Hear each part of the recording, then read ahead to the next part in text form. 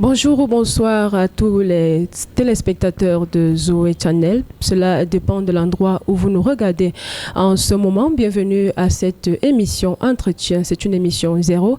Il s'agit de l'interview avec le révérend prophète Ferdinand Ekane que nous recevons sur ce plateau. Et pour la suite, vous pourrez nous envoyer vos suggestions, vos questions par SMS ou par WhatsApp au numéro qui s'affiche sur votre petit écran. Voilà, sans plus tarder, je vais introduire l'homme de Dieu ici qui voudra bien répondre à nos questions, qui est le révérend prophète Ferdinand Ekane. Comment est né Rema Ministry Mission. Il est donc question que l'homme de l'Éternel réponde à ces questions afin que ceux qui se posaient des questions soient un peu plus éclairés sur la question. Voilà, je me tourne vers le révérend prophète Ferdinand Ekane à qui je dis déjà bonjour, homme de Dieu. Bonjour à vous, Madame Atemengue, et bonjour à tous les téléspectateurs de Zoé Channel.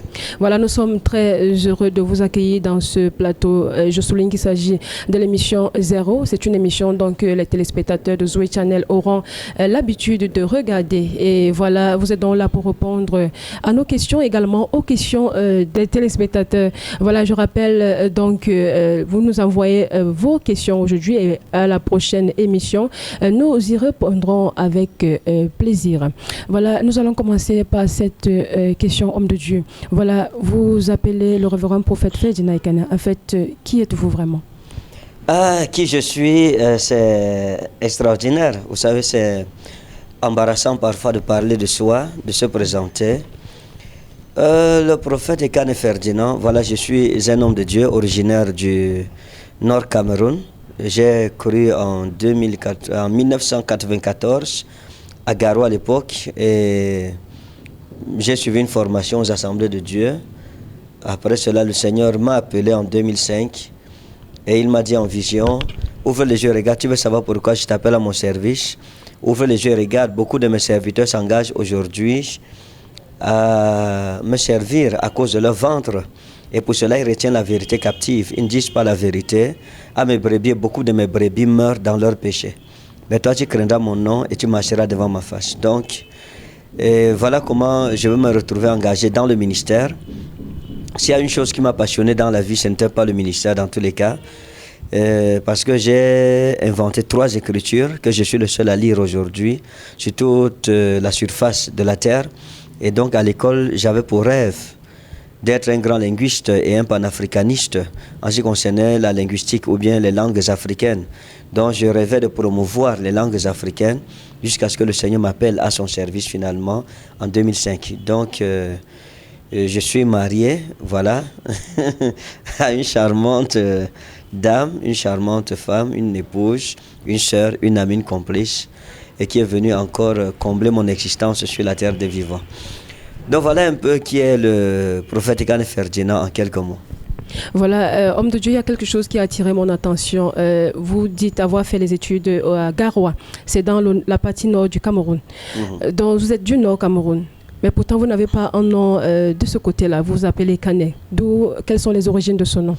Voilà, il faut dire que le nom Ekane Ferdinand, c'est un nom d'emprunt, c'est mon nom d'emprunt. Voilà, c'est le nom de baptême, il faut le dire comme ça. Le nom de famille, c'est Babagaro Amadou Husseini. Voilà, c'est vrai que je ne voudrais pas trop rentrer dans ses origines et tout ça. Je suis né dans une famille musulmane. Je me suis converti à Christ en 1994, où je fréquentais au collège protestant de Ngaoundéré. Le groupe Gédéon est venu nous annoncer l'évangile et distribuer le Nouveau Testament. Et donc, moi, je me suis dit, comment est-ce que je peux combattre les chrétiens si je ne lis pas le livre sacré? Alors j'ai pris le Nouveau Testament pour le lire et découvrir les fragilités, les points névralgiques du christianisme. Voilà comment, en lisant le Nouveau Testament, j'ai été plutôt frappé par la doctrine du christianisme, la doctrine de l'enseignement de Jésus-Christ. Et finalement, je me suis retrouvé en train de confesser mes péchés à Christ et à l'accepter comme mon Seigneur et Sauveur personnel. Donc, dans les choses qui m'ont marqué, par exemple, vous voyez, dans le Coran, dans le collège, nous avions persécuté beaucoup de chrétiens. Et nous disions aux chrétiens que Jésus n'est pas ressuscité, c'est faux, puisqu'il n'est même pas mort. Parce que quand vous lisez par exemple dans la sourate Al-Ikhlas, je pense que c'est Al-Ikhlas, il dit, il dit dans la sourate Al-Ikhlas, il dit Ulalaun ahad al-law samadu, lam yalit wa lam yulat wa lam yakul huwa kufuwan ahad. Ça veut dire, il dit lam yalit wa lam yulat wa lam yakul huwa kufuwan ahad. Ça veut dire Dieu n'a pas engendré, il n'a pas été engendré et nul n'est comparable à lui. Donc ça c'est l'arabe, c'est ce que le Coran dit en arabe. Et là, lorsque vous regardez en réalité dans la Bible, je me suis rendu compte de la similitude entre ce que la Bible disait de la naissance de Jésus-Christ et ce que le Coran disait de la naissance de Jésus. Parce que dans la sourate de Mariam, l'ange Gabriel va rencontrer Marie et lui dit Anna Rasul Rabbiki lihaba laki gulaman zakiyan. Je suis un messager de ton Seigneur pour t'annoncer la naissance d'un fils sans péché. Et puis Marie lui répond comment aurais-je un fils quand je n'ai pas connu d'homme? Voilà, donc, et puis l'ange Gabriel va lui répondre ainsi a dit ton Seigneur, car cela m'est facile. Et donc voilà comment le Seigneur Jésus-Christ va naître. Et une autre chose que je vais découvrir en lisant le Nouveau Testament, c'est que nous avions condamné les chrétiens, comme je l'ai dit, avec la sourate Al-Ikhlas. Il dit lam yalit wa lam yulat wa lam yakul huwa kufuwan ahad. Ça veut dire il n'a pas été engendré, Dieu n'a pas été engendré, il n'a pas engendré et nul n'est comparable à lui. Alors j'ai compris là que Jésus-Christ en fait, lorsque la Bible parlait de Jésus comme fils de Dieu, il ne s'agissait pas d'une relation sexuelle entre Dieu et Marie. Une autre chose c'était que nous ne croyons pas en la résurrection de Jésus-Christ. On ne croyait pas en sa mort et donc on ne pouvait pas croire en sa résurrection. Mais en lisant le Coran dans la sourate sourate Mariam, toujours dans la sourate Mariam, au verset 19, le ayah 19, Jésus dit wa sallamu alayya yawma wulitu wa yawma amutu wa yawma ubatu ayan. Et le Coran dit dalika Isa ibn Maryama. Donc il dit que la paix soit sur moi le jour où je suis né, le jour où je vais mourir et le jour où je vais ressusciter vivant. Et le Coran continue en disant tel est Jésus, fils de Marie, parole de vérité dont il doute. Donc là du coup j'ai fait une corrélation, je me suis rendu compte que Jésus-Christ, même dans le Coran, confesse sa résurrection. Et il y a eu beaucoup d'autres choses comme ça qui m'ont fasciné. Et dans la Bible, lorsque vous revenez dans Jean chapitre 11, le verset 25, Jésus dit dans la version grecque, il dit ego eimi e anastasis kai ezohe. Moi je suis la résurrection, je suis la vie, quiconque vit et croit en moi ne mourra point. Donc vous voyez, avec toutes ces choses là j'étais convaincu que Jésus-Christ était le chemin, la vérité et la vie, comme il l'a dit dans sa parole dans Jean 14 verset 6, et je me suis engagé à le servir. Voilà comment je suis devenu chrétien, et c'est là aussi l'histoire du nom Ekane Ferdinand. D'accord, mais homme de Dieu, on sait que les musulmans sont très conservateurs. Comment est-ce que vous avez vécu cette transition entre musulmans, islam et christianisme? Voilà, ça a été très difficile parce que, vous savez, dans une famille très attachée à l'islam, pour nous, ça a été très très difficile. Ça a été difficile, mais le Seigneur nous a aidés. Vous savez, on est à une époque où chacun a la liberté d'adhérer à la religion de son choix. Donc vous suivez par conviction vos convictions et non pas par imitation vos convictions. Et je pense que c'est ce que j'ai fait. J'ai une conviction par rapport à Christ et je me suis engagé à le servir, et aujourd'hui je suis serviteur de Jésus.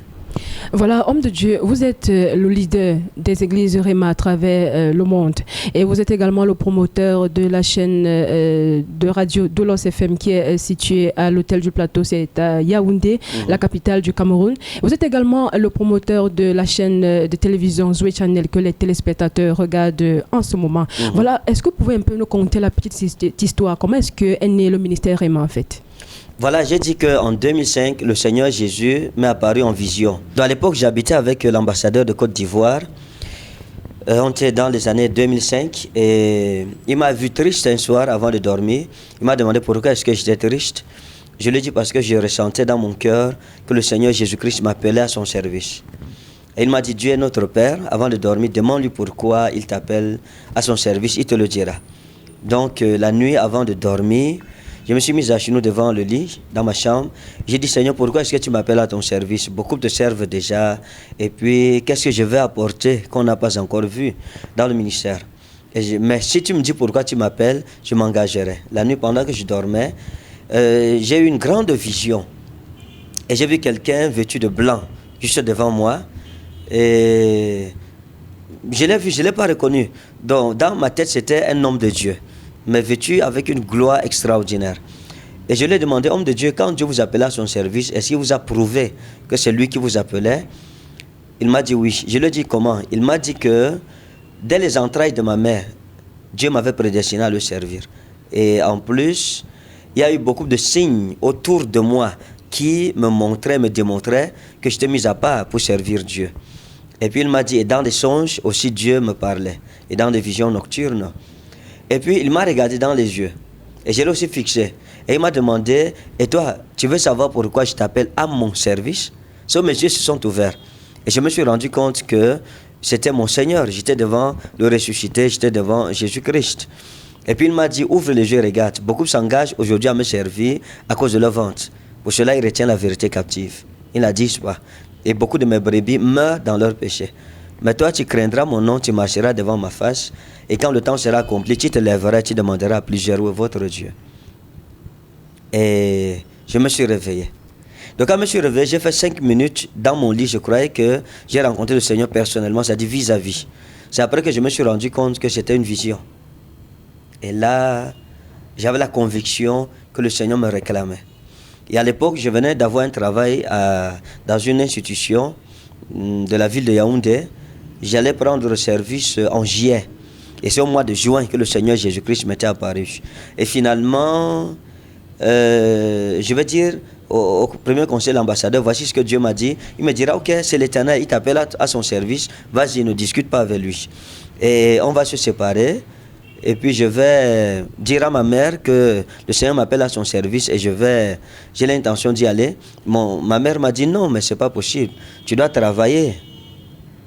On t'a déjà recruté, tu prends service en juillet, tu es le seul garçon que j'ai. Comment est-ce que tu vas dire que Dieu te dit d'abandonner le travail pour aller le servir? Vous savez, parfois, servir Dieu, c'est les contradictions.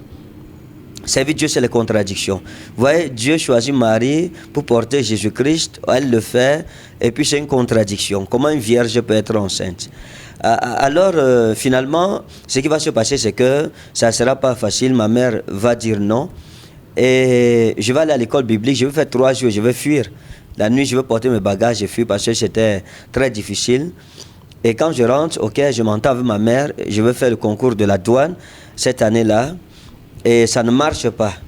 Parce que la nuit, pendant que je dors, le lendemain, je devais voyager pour Garoua pour faire l'extrait de casier judiciaire. Un ange du Seigneur m'apparaît en vision. Il me dit, Ferdinand, si tu fais le concours de la douane, tu réussiras. Et personne ne t'empêchera de réussir. Mais ce n'est pas où Dieu veut que tu sois.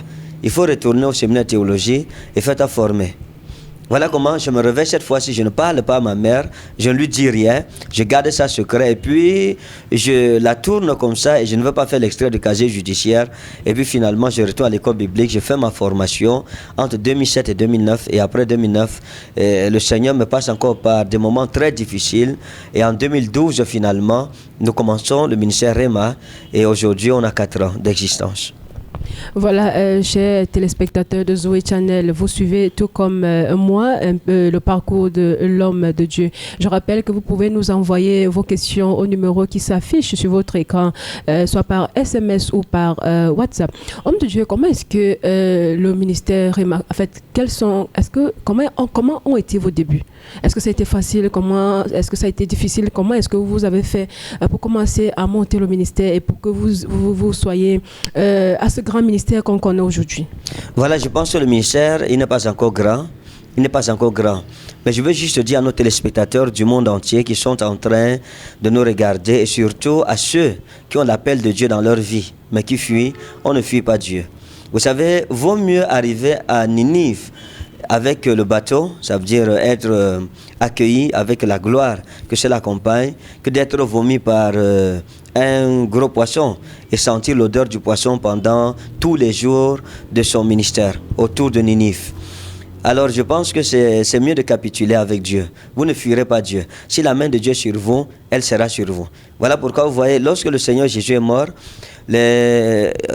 Pilate a écrit sur sa croix en 3 langues, celui-ci est le roi des Juifs. Mais les principaux d'Israël sont venus le voir pour lui dire non, il ne faut pas écrire celui-ci est le roi des Juifs, mais écrivez, il prétend être le roi des Juifs. Et dans Jean 19, verset 22, la Bible dit, dans le texte grec, apocryphe au Pilatos, au Gegrapha, Gegrapha. Et Pilate leur répondit, ce que j'ai écrit, je l'ai écrit. Donc, ce que Dieu a écrit à votre sujet est écrit. Il faut dire qu'en grec, le verbe écrit, c'est graphéo, qui veut dire graver. Graver, c'est pas comme écrit au-dessus, mais c'est gravé à l'intérieur, donc on ne peut pas effacer. C'est ce que j'allais apprendre, mais après beaucoup de temps de douleur, beaucoup de souffrance, beaucoup de misère, parce que dès que le Seigneur m'a parlé en 2005, j'ai cru que dans 5 mois je serais détenteur d'une grande église et que tout marcherait, mais j'ai connu 7 ans les plus difficiles de ma vie. 7 ans où j'ai dormi dehors, 7 ans où j'ai dormi sur les vérandas des gens. Je me souviens à une certaine époque même, je sortais, il n'y avait pas à manger. Donc je pouvais faire une semaine sans manger, sans voir la nourriture préparée. Et un jour, je me souviens, je suis sorti hors de la maison, je suis allé derrière. Il y avait la brousse. Et puis j'ai goûté les feuilles pour voir si elles étaient mangeables. Et là, du coup, j'ai vu un papayer qui était devant moi et toutes les papayes étaient encore vertes. Et je me suis dit, qu'est-ce que je peux faire des papayes vertes? Vous savez, la pauvreté est une source d'inspiration. C'est aussi, la pauvreté est une source de sagesse. Il faut que les gens comprennent cela. Parce que la Bible dit, au jour du bonheur, réjouis-toi. Mais au jour du malheur, réfléchis. Voilà, le jour du bonheur, c'est les réjouissances. Mais le jour du malheur, c'est la réflexion, la sagesse. Parce que la réflexion donne la sagesse. Quand j'ai vu les papayes vertes, j'ai une idée, le bouillon de papaye verte. Et là, j'ai cueilli les papayes vertes et j'ai fait le bouillon de papaye verte avec beaucoup de piment, c'est-à-dire suffisamment de piment. Et je vous assure, Madame Temengue, c'est extraordinaire. Vous pouvez faire l'expérience chez vous. Donc, c'était comme ça. C'est 7 ans après. Donc, généralement, quand Dieu vous appelle, il vous donne une grande prophétie, il vous donne une grande promesse. Lorsque vous regardez le cas de Joseph, Dieu lui dit qu'il sera grand au point où ses parents, sa mère, son père et ses frères viendront se prosterner devant lui. Mais Dieu ne lui dit pas que ses frères vont essayer de le tuer. Dieu ne lui dit pas qu'on va le jeter dans un puits. Dieu ne lui dit pas qu'on le vendra aux Ismaélites. Dieu ne lui dit pas qu'il sera un garçon de course dans la maison de Potiphar. Dieu ne lui dit même pas qu'il fera de la prison en Égypte. Parce que si Dieu l'avait dit à Joseph, le jour où son père lui a demandé d'apporter à manger à ses frères, Joseph n'aurait pas accepté. Parce qu'il saurait que c'est la souffrance qui l'attendait. Donc généralement, Dieu nous cache le côté école. Il nous annonce juste l'accomplissement de la prophétie. Donc je bénis Dieu pour cela.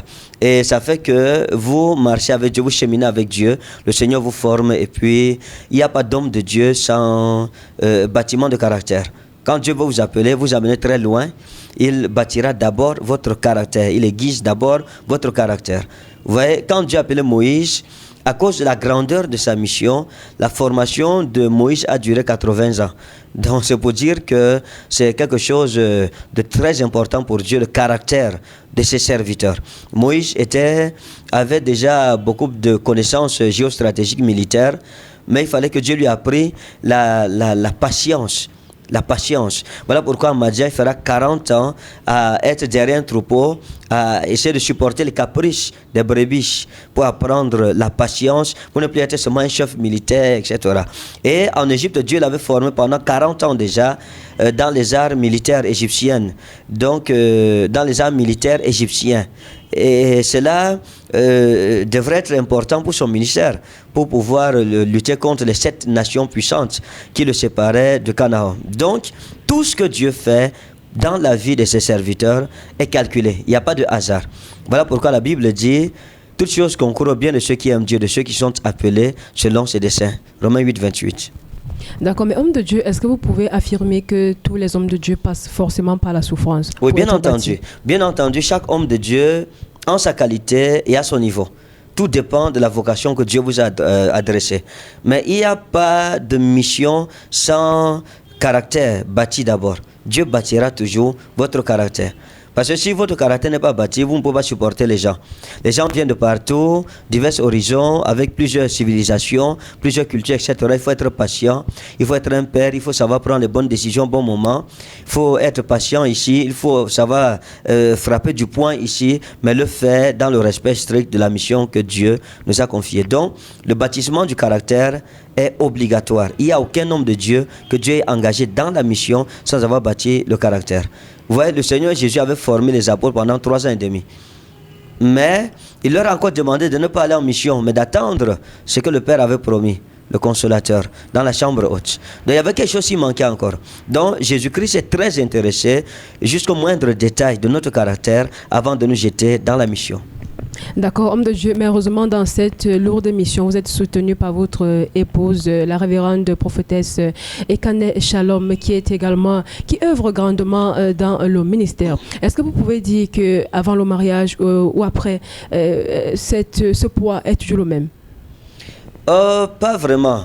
Le poids n'est pas le même parce que vous savez, avec mon épouse aujourd'hui, les choses sont différentes parce que j'ai une femme extraordinaire qui me soutient dans le ministère et j'en suis heureux. Donc quand j'étais célibataire, c'était plus difficile. Vous voyez, je dis souvent qu'un homme de Dieu doit être ami avec son épouse. Parce que si votre épouse n'est pas votre ami, c'est un problème. Si vous entendez pas avec votre femme, c'est que vous entendez avec d'autres personnes. Donc, la femme d'un homme de Dieu doit être son amie, doit être sa confidente, doit être sa conseillère. Il faut écouter son épouse, etc. Donc, je passe beaucoup de temps avec mon épouse. On passe beaucoup de temps, on partage sur le mariage, on partage sur le ministère, on partage sur la vie, sur les grands projets, etc. Et déjà qu'elle m'assiste beaucoup dans le ministère, et vous le savez déjà. Et avec elle, je me sens plus fort, je me sens plus rassuré, et je bénis Dieu pour elle. Voilà, et vous êtes en train d'étendre le ministère EMA déjà à travers les régions du Cameroun. Jusqu'où vous comptez aller, homme de Dieu, dans vos ambitions déjà, avec le Seigneur? Je veux dire à tous les téléspectateurs qui me regardent, je pense que je visiterai leur pays.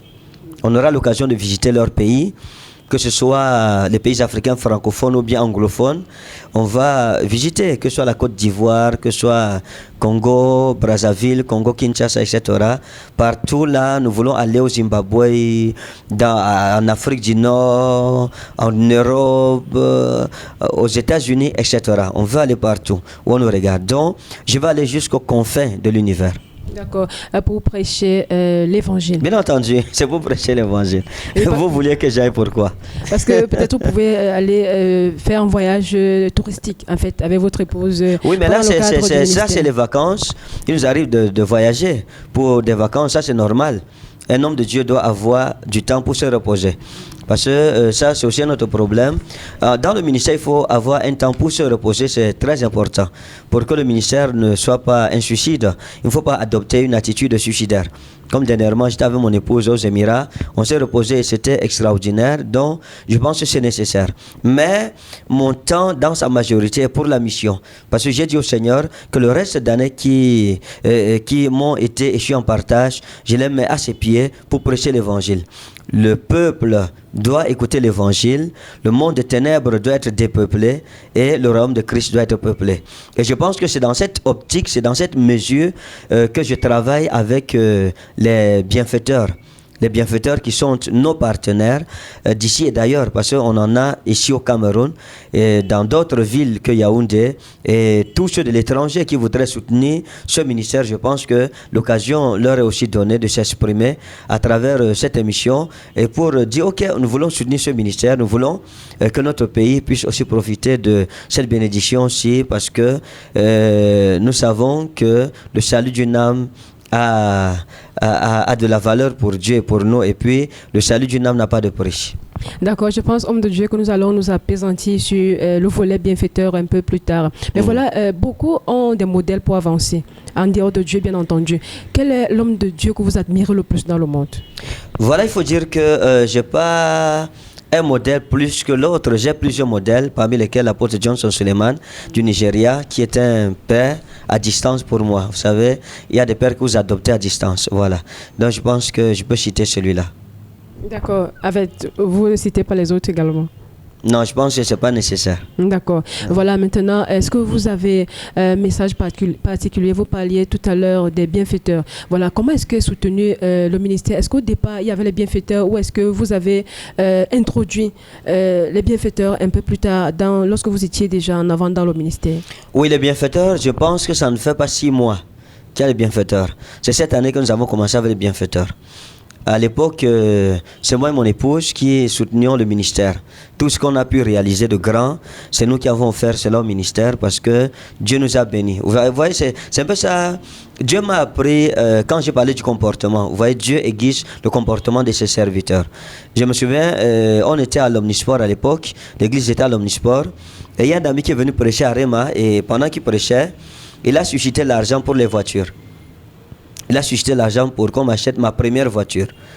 Et j'étais assis, j'ai regardé à l'hôtel comme ça, il y avait, comment dire cela, un monceau d'argent. Il y avait une colline d'argent. Et puis j'ai regardé cette colline d'argent. Et quand mon ami a fini de susciter l'argent, les fonds pour acheter ma première voiture, puisque je n'en avais pas à l'époque, le Seigneur m'a trouvé où j'étais assis. Et la parole de l'Éternel m'a été adressée en ces termes: tu ne toucheras pas 5 francs de cet argent que mon peuple a cotisé. J'ai dit au Seigneur pourquoi.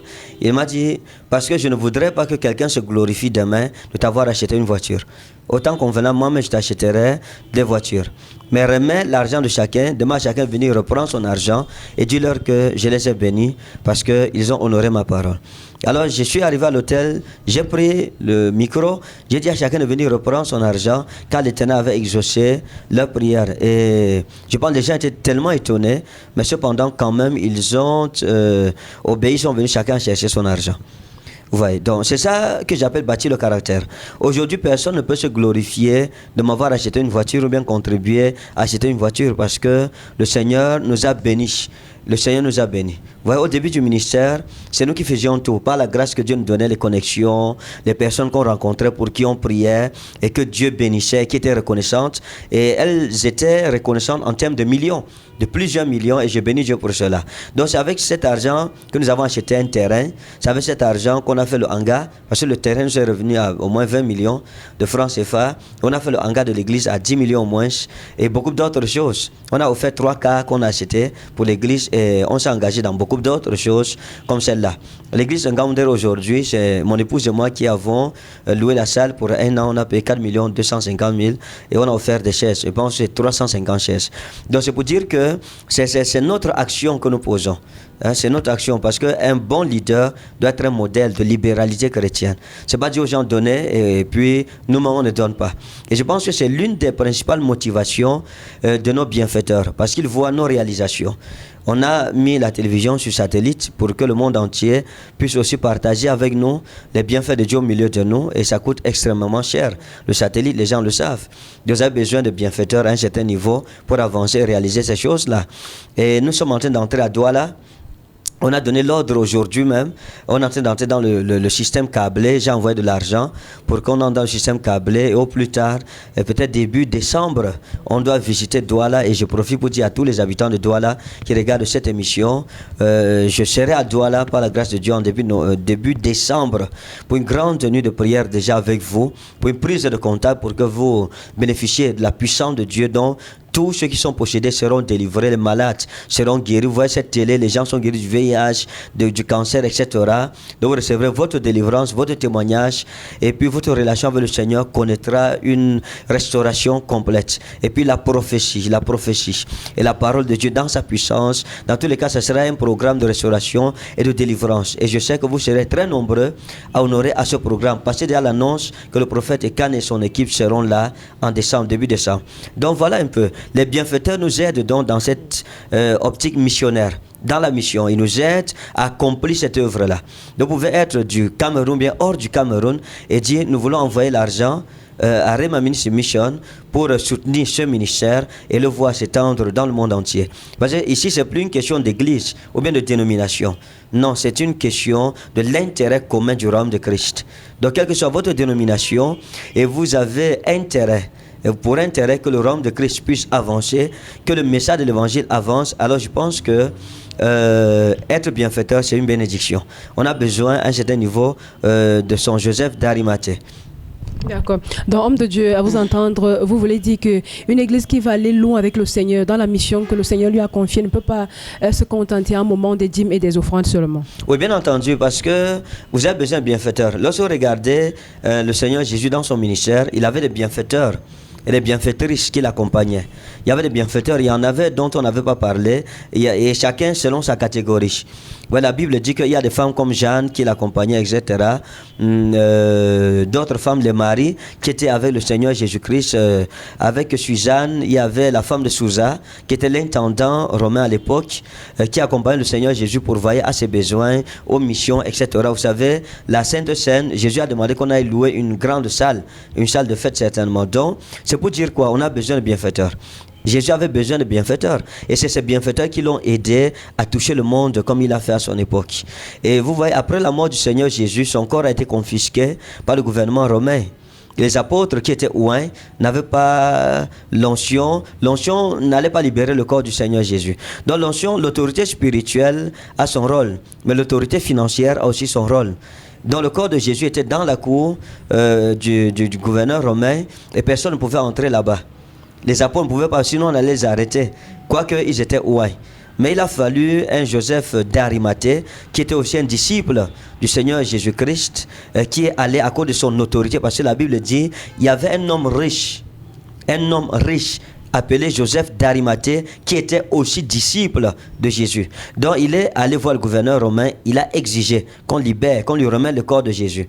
Donc à cause de son autorité financière, les Romains savaient que ce monsieur-ci-là, si on ne fait pas comme il dit, il nous influence déjà financièrement. Donc s'il ferme par exemple ses affaires, alors le gouvernement romain allait souffrir. On a dit non, il faut lui donner ça. Il le mérite. On lui a donné, et c'est lui qui récupère le corps de Jésus, non pas la famille de Jésus, non pas les 12 apôtres, mais c'est Joseph d'Arimathée dont on n'avait même pas parlé auparavant. Donc c'est lui qui fait les obsèques, qui organise seul les obsèques du Seigneur Jésus-Christ et qui enterre le Seigneur Jésus. C'est pas la famille de Jésus ou bien les apôtres qui l'ont recueilli ou bien qui l'ont enterré. Pourquoi? L'autorité financière. Donc une église a besoin de Joseph d'Arimathée pour avancer. Donc on peut parler en langue, chasser les démons, prophétiser, mais il y a des choses qui peuvent être bloquées si on n'a pas l'autorité spirituelle. L'autorité financière. Financière, voilà. Oui, financière. Il faut l'argent à un certain niveau. Ouais, vous ne venez pas trouver un grand bâtiment et puis vous demandez, vous commencez à parler en langue et puis vous dites qu'on vous donne le bâtiment. Non, c'est l'argent qui parle. Comme ici nous faisons l'émission, ici c'est mon bureau et puis on loue. C'est l'argent. À la fin du mois, le bailleur n'attendra pas qu'on parle en langue. Il veut son argent. Donc c'est cela. Peut-être vous êtes un Joseph d'Arimathée, vous êtes dans un autre pays, vous regardez cette émission, Dieu est en train de parler à votre cœur, vous pouvez nous appeler tout simplement et dire, voici je veux soutenir cette émission, et les bienfaiteurs nous rencontrons chaque fin de mois. C'est-à-dire que nous donnons nos contributions chaque fin de mois, vous engagez, vous souscrivez un taux mensuel, alors chaque mois vous envoyez et le Seigneur vous bénira, nous prierons avec vous, nous serons ensemble, nous sommes partenaires pour cette émission et pour cette mission, d'évangélisation, et on ira très loin ensemble. Voilà, chers téléspectateurs de Zoé Channel, vous avez donc suivi le parcours de l'homme de Dieu. Nous espérons que vous avez été satisfaits en ce qui concerne peut-être la connaissance sur l'homme de Dieu qui est devant vous, le révérend prophète Ferdinand Ekanel, le leader des églises Réma à travers le monde. Voilà, c'est ici donc que prend fin cette émission d'entretien. Je rappelle que c'était dans l'émission 0. Et pour vous qui avez donc des questions, des suggestions, il faut nous écrire au bas. Il y a le numéro qui défile au bas de votre petit écran. Vous pouvez nous envoyer vos SMS ou pourquoi pas nous écrire également sur WhatsApp et nous regarder également sur YouTube. Voilà, lors de la prochaine émission, pour vous qui avez donc envoyé vos questions, nous répondrons avec plaisir. Je pense que nous aurons également le plaisir la prochaine fois d'avoir sur ce plateau le révérend prophète Ferdinand Ekanel qui répondra donc à vos questions. Avant donc de clôturer cette émission, je me tourne une fois de plus vers l'homme de Dieu. Homme de Dieu, nous vous remercions d'avoir bien voulu répondre à nos questions. Le plaisir est plutôt le mien et je vous remercie et je pense que les prochaines fois, je serai présent. D'accord, voilà, chers téléspectateurs de Zoé Channel, vous avez donc suivi, c'était dans l'entretien avec le révérend prophète Ferdinand Ekanel. Soyez bénis, shalom, mais surtout, restez scotchés sur la chaîne Zoé Channel.